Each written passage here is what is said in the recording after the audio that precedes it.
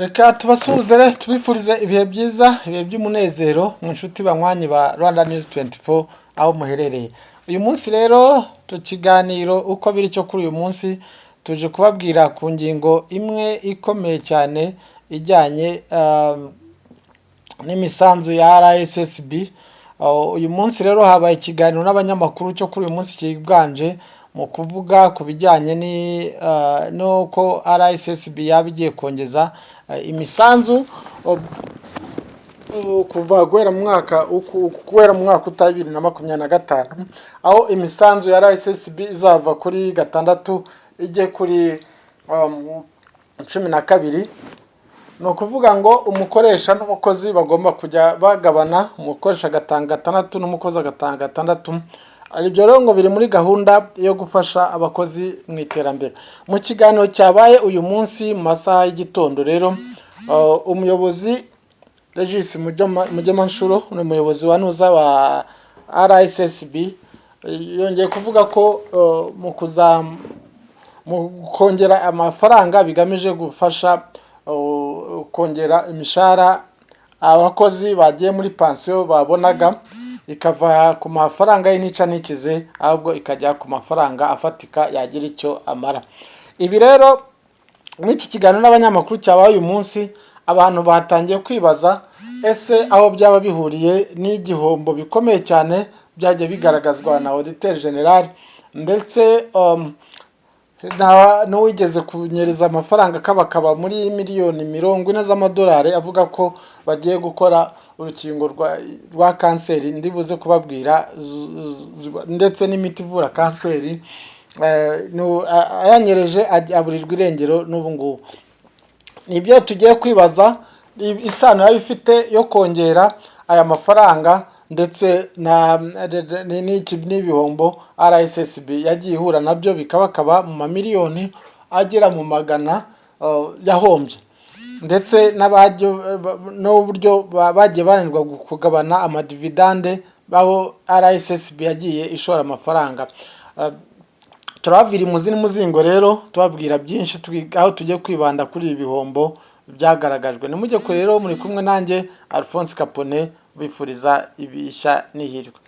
Reka tubabwire rero muri iki kiganiro nkuko nari maze kukibabwira, umuyobozi mukuru wa RSSB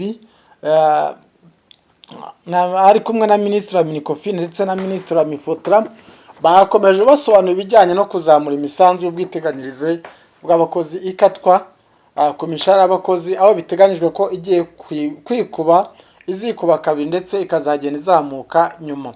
Ikibazo kiremereye abatari bake baza si kuzamura iyi ntuza, ahubwo bibaza uburyo imisanzu ya RSSB yagiye yakira mu myaka yashize yagiye icungwa.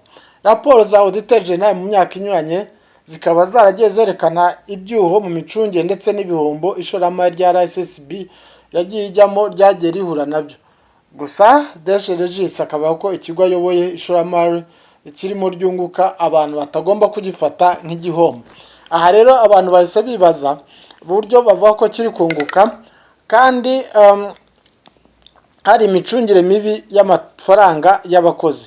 Ni muri urwo rwego rero mu mujyi w'ibivugwa gucunga nayo imisanzu y'abanyamuryango, uwitwa Joseph Akuzwe Umuremyi yabaje ikibazo cya RSSB igeze igaruza miliyoni 40 z'amadolari yashoye mu cyitwa Garifu Pharmaceutical RRS n'uwitwa Anacre Niyikiza uba muri Amerika mu ishoramari ryo gukorera inkingo za kanseri mu Rwanda, aho uyu Anacre yavugaga ko afite ibyangombwa byose byo gukora izo nkingo, bakaza gusanga koko ibyo byangombwa byari baringa na ziriya miliyoni yazikubise ikofi.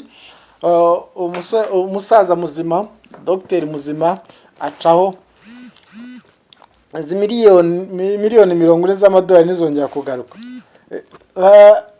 Deje Regis abajwe iki kibazo rero yagize ati ikibazo cyawe Hakuzwe Umuremyi, iyi case iracyari muri litigation, iracyari mu nkiko, ntabwo ndi avoka kandi ndabizi ko nawe utari avoka, inkuru irangiraho yanga kugira ikindi abisubizaho. Rwanda News rero yakomeje gucukumbura ikomeza no kureba amakuru atandukanye avugwa kuri iyi kese, noneho biba ngombwa ko tugaruka kuri raporo ya auditeur general y'ibyo ntuza yashoye mu bishoro yashoye, ariko hakaba nta na kimwe cyagaruwe. Amakuru ahari agaragaza ko RSSB yashoye akabakaba miliyari 438 n'ibice 31 mu manyarwanda.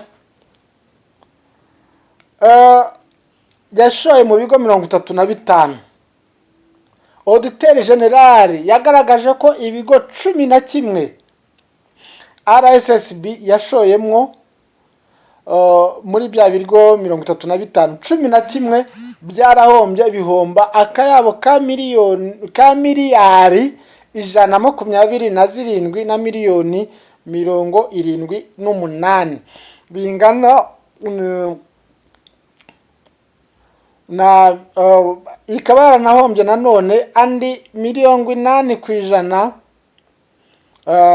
zingana na miliyari 102 na miliyoni 4. Ni igihombo kigaragaza aya mafaranga ntaragaruzwa, andi nayo RSSB yagombaga gukura mu madividande ni nkayo bagabanye mu bigo bigera mu 10 yashoyemwo amafaranga. Aha rero RSSB mu bigo 10 yahombye miliyari 7 na miliyoni 36 ni za dividende bagomba kugabanya. Mu bindi bigo 14, ubwo ni ibigo 24 muri rusange. Ibi bigo 14 ntabwo byigeze bigaragaza inyungu RSSB yabaravanye, ntabwo yigeze bigaragaza amadividende cyangwa se ayo abagomba kugabanya. Mu bigo 14, 10 byagaragaje ziriya miliyari 7 ko ntibazibonye. Ibindi bigo 14 byo nibyo binagaragaza amadividende. Ubwo no kuvuga ngo mu bigo 35, ibigo 24 byagaragaje igihombo gikomeye cyane. Ubwo hasigaye ibigo 11 nabyo byahombye. 11 nababwiraga nibyo byahombye miliyari 127.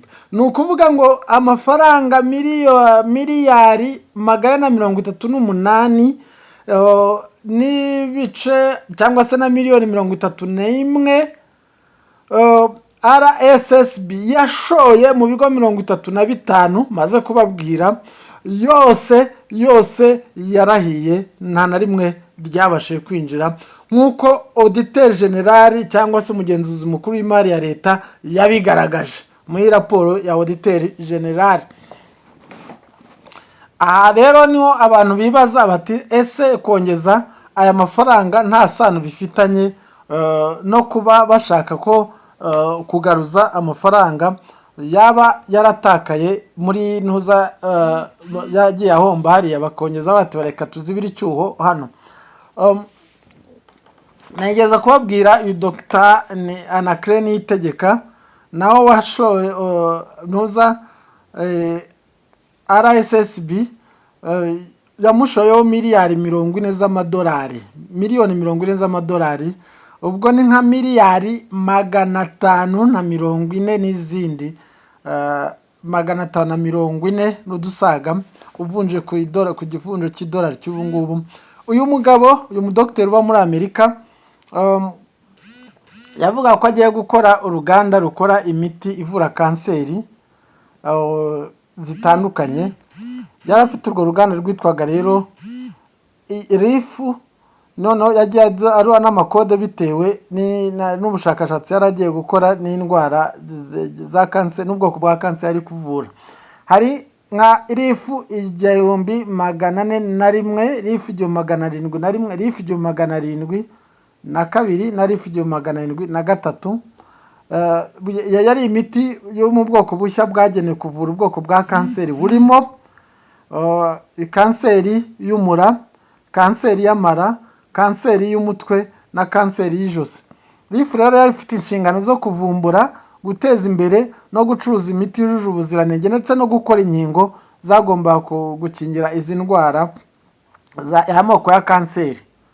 Igisubizo cyatanzwe na Leta Zunze Ubumwe za Amerika kigaragaza ko cyabanje kugaragaza ko uyu Anaclet Niyikiza afite uburenganzira bwo kugerageza imiti ivura kanseri, ariko ubushakashatsi bwaje gukorwa byaje kugaragaza ko uyu musaza ari baringa, atigeze koko